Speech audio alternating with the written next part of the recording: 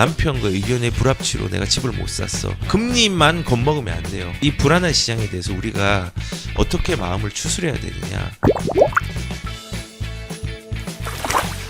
내년은 저는 가격들이 떨어지는 양상보다는 어느 정도에 올라갈 수 있는 양상들이 있고, 지역별로는 다르게 나오겠죠. 다르게 나오겠지만은 아직도 주택을 가지고 있지 않은 사람들은 대비를 해야 된다고 생각해요. 그리고 이 불안한 시장에 대해서 우리가 어떻게 마음을 추스려야 되느냐를 고민을 좀 해봐야 될 것 같아요. 그래서 저는 추스리는 방법 중에 첫째는 과거의 실수에 한탄하는 것하고, 그 다음에 미래의 불확실함성 때문에 막연히 그 불확실한 미래를 고민하기보다는 앞으로 어떻게 내가 대응할지에 대한 기준들을 좀 확실히 세우는 게 좀 중요할 거라는 생각이 들어요. 그러니까 과거의 실수라는 거는 이런 거죠. 남편과 의견의 불합치로 내가 집을 못 샀어. 근데 집값이 막 10억이 올랐어. 그리고 이거는 내가 사려고 했는데 그냥 다음에 사지 못 샀어. 이거는 사실은 엄밀히 말하면은 나의 실수가 아니라 행동하지 못한 거예요. 내 마음에서 나온 결과들이에요. 그 결과에 대해서 계속 한탄을 하는 거예요. 그런데 그 고정된 과거에 대한 사실을 극복을 해야 돼요. 나의 내면의 심연 속에 있는 것들을 스스로 끄집어내야 돼요. 끄집어내고 이를 대면해야 돼요. 그리고 앞으로 부동산이 어떻게 움직일지를 스스로 발견할 수 있는 기준을 마련을 해서 이 미래에 대한 대응 방안들을 내가 하나씩 만들어 나가야 돼요. 그러니까 예를 들어서 이런 거죠. 그 금리가 오르는 것과 GDP의 성장률의 움직임을 봐야 돼요. 그리고 금리만 겁먹으면 안 돼요. 복합적으로 경제가 어떻게 돌아가는지를 확인을 해야 돼요. 금리가 내려갈 때 사실은 가격들이 떨어졌을까요? 올라질까요? 떨어지기도 하고 올라가기도 해요. 왜냐하면 GDP와 영향을 받기 때문에.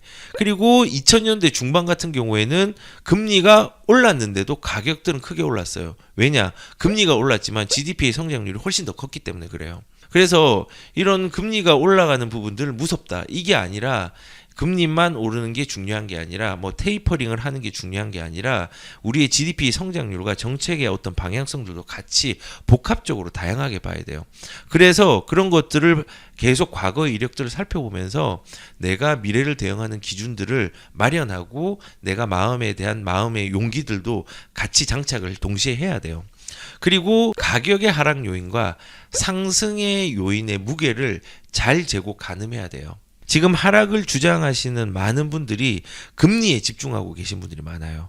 그리고 상승의 요인의 무게를 두고 있는 분들은요, 수급 실패에 대해서 그 심각성의 부작용에 어떤 무게를 두고 있는 부분이 되게 많아요. 그래서 이런 부분들이 어떤 게 더 무게가 나갈 것인지, 어떤 게 더 시장에 더 크게 작용할 것인지를 좀 구체적으로 고민을 하고 가는 게 좀 필요할 것 같아요. 저는 아까도 말씀드렸지만은 개인적으로는 공급 부족과 거래가 안 되고 수급에 대한 불균형 문제가 가격들을 많이 움직일 것 같고, 내년에의 어떤 가격의 내관은 전세랑 대출이거든요. 이 두 개가 내년에 어떤 가격들의 움직임들을 조금 휘어잡을 수 있는 여지가 있다고 생각을 해요. 그래서 지금 뭐 금리 하시지만요, 그 무게를 잘 보셔야 돼요. 그리고 저평가의 기준을 좀 잘 세웠으면 좋겠어요. 전세가와 매매가의 상승률을 보면서 저평가를 판단하셔도 돼요. 만약에 전세가가 열심히 올라가는데 매매가가 좀 둔화되었어요. 그러면은 전세가는 실수요자잖아요. 그러면 실수요자가 있다는 거예요. 그런데 매매가가 조금 쉬어가는 코스예요. 그러면요, 상승할 수 있어요. 그리고 거꾸로 전세가는 진짜 많이 계속 침체되어 있는데 매매가만 올라가는 데가 있어요. 그런 데는 거품이 많은 거라고 표현을 할 수가 있어요. 그래서 이런 전세가와 매매가에 대한 상승률도 한번 보시면서 저평가에 대한 부분들을 기준을 좀 세워야 돼요. 그리고 물건을 볼 때도 대형 평수와 중형 평수가 있어요. 이 가격 격차를 봐야 돼요. 대형 평수가 5억인데 중형 평수가 4억 8천이에요. 그러면 대형 평수가 올라가요. 저평가되어 있는 거예요. 그래서 이런 부분도 기준을 세워서 가시면 돼요. 그리고 심리적인 부분들은 가격의 등락의 원인을 과거 역사를 통해서 좀 알아보고 심리전에 대응하는 게 좀 필요할 것 같아요. 시험을 치면은 거기에 대해서 오답 노트 이런 것들을 해가지고 앞으로 이제 틀리지 않게 하는 게 되게 중요한 거잖아요. 그리고 역사라는 것 자체는 우리가 그 과거의 어떤 상황들을 보면서 되풀이하지 않기 위해서 보기도 하고 그거를 또 우리 시기에 맞게 적응하기 위해서 역사를 보는 거잖아요. 적용하기 위해서. 그래서 이런 과거에 그 가격 등락이 왜 됐는지를 한번 분석해 보는 게 필요할 것 같아요. 그러면은 오히려 심리적으로 되게 안정되고 지금 앞으로의 미래를 쉽게 대응할 수 있는 기준들이 분명히 저는 생길 거라고 생각이 들어요. 그리고 마지막으로 입지를 바라보는 안목도 저는 되게 필요하다고 생각해요. 보통 가격이 싸다고 들어가는 사람들이 되게 많거든요. 안 됩니다. 싸다고 들어가는 게 아니라 일자리 수요를 분명히 봐야 돼요. 서울의 일자리를 봐야 되고요. 경기도 같은 경우는 서울과 연계되는 상황들을 봐야 돼요. 그리고 그 일자리가 연계되는데 가격들이 엄청 많이 올랐어요. 그러면 쉬어가는 일도 있거든요. 그래서 투자를 하는 부분과 내가 지금 보유를 하고 있는 상황에서는 접근하는 방법이 다르고 그거를 접근할 때는 무조건 일자리 중심으로 가는 게 첫 번째 기준으로 봐야 돼요. 그리고 뭐 서울 같은 경우는 일자리가 그런 게 있겠죠. 강남, 여의도, 도심. 여기랑 연결이 잘 되는 서울의 어떤 지하철 그리고 경기도 같은 경우는 뭐 제가 말한 GTX 노선 그다음에 월판선은 서울은 아니지만 일자리랑 연결이 크게 된 데죠.